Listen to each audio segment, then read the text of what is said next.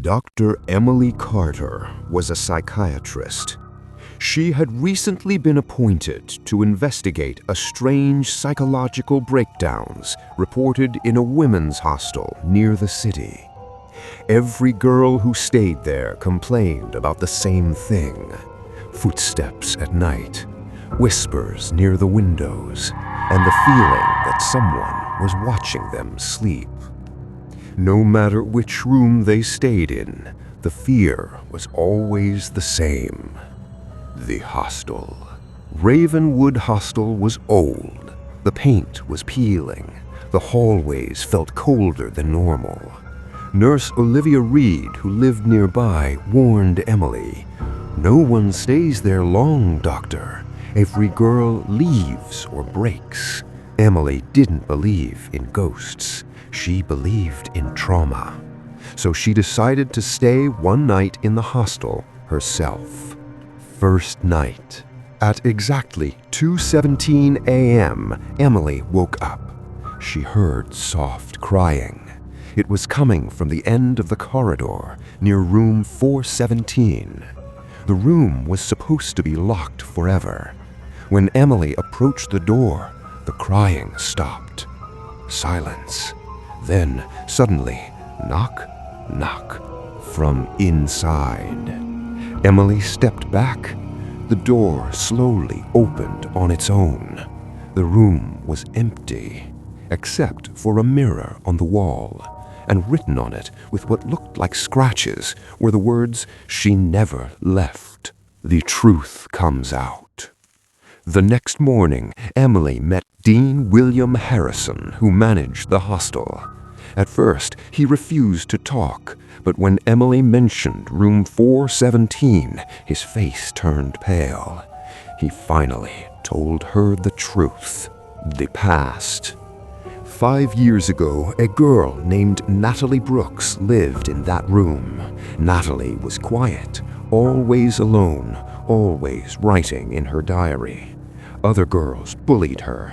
One night, Natalie fell from the 4th floor window. The case was closed as a suicide, but the hostel staff knew the truth. She had begged for help. No one listened. Strange events. After Natalie's death, girls saw a shadow near the 4th window. Mirrors cracked on their own. Someone whispered names at night. Every girl who mocked Natalie later suffered panic attacks or vanished from the hostel. Final night.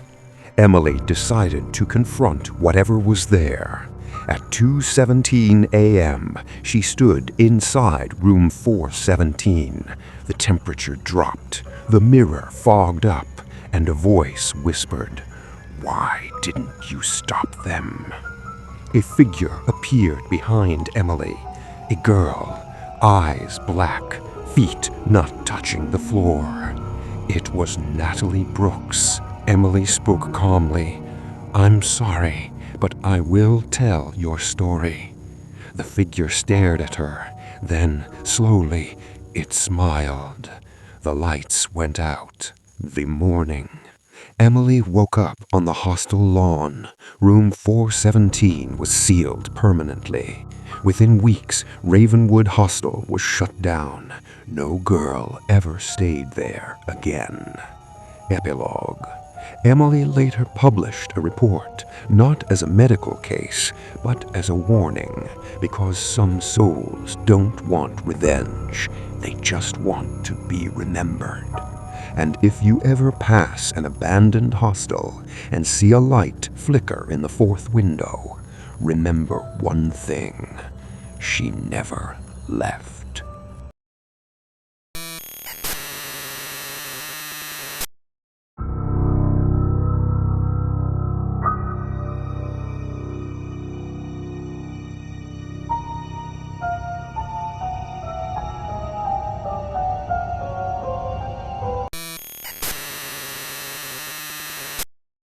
In 1998, an abandoned student residence stood on the edge of Blackwood City. 7 floors, no lights, no records, and officially, no top floor. The city maps ended at the 6th floor. Elevator button stopped at 6. Maintenance blueprints showed nothing above it. Yet at night, people swore they saw lights on a floor that didn't exist. Ethan Walker was a freelance videographer. He didn't believe in ghosts, he believed in views. Urban exploration videos paid well, and this building was perfect. At 2:13 a.m., Ethan entered the residence with his camera rolling. Dust, peeling walls, broken doors. Everything was silent except the sound of footsteps. Not his. "Probably rats," he whispered. "But rats don't walk slowly, and they don't stop when you stop." On the 3rd floor, Ethan noticed something strange. Every room door was open except one, room 307. Someone had scratched words into the wood. "Do not sleep here." Ethan laughed. That laugh echoed longer than it should have. As he moved higher, the air grew heavier, harder to breathe, like the building didn't want him going up. 4th floor, his camera battery dropped from 62% to 9% without warning. 5th floor, the walls were wet, not from water, from fingerprints, hundreds of them, all facing upward. On the 6th floor, the elevator doors stood open. Inside, there was an extra button. No number, just a black square. Ethan hesitated, then pressed it. The elevator didn't move, but the doors closed anyway. Inside the elevator, the lights flickered. A voice spoke, not from speakers, from behind him. "You weren't invited." Ethan turned. The elevator was empty, but his reflection in the mirror didn't move when he moved. The doors opened. This wasn't the 6th floor. The hallway was endless, lights humming, doors identical. Each door had a name engraved, not numbers, names. Ethan found his, Ethan Walker. Behind the door, something was breathing, slow, patient, like it had been waiting.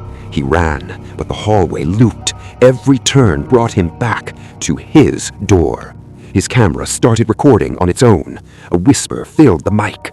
"This is where the forgotten stay." The lights shut off. Police found Ethan's camera 2 weeks later, on the 6th floor, battery full, no damage. The footage ended with Ethan standing still, facing the camera, eyes wide, mouth open, trying to scream. Behind him, a door opened, and someone whispered his name in his own voice. The building was sealed the next day, officially condemned, but residents nearby still report something strange.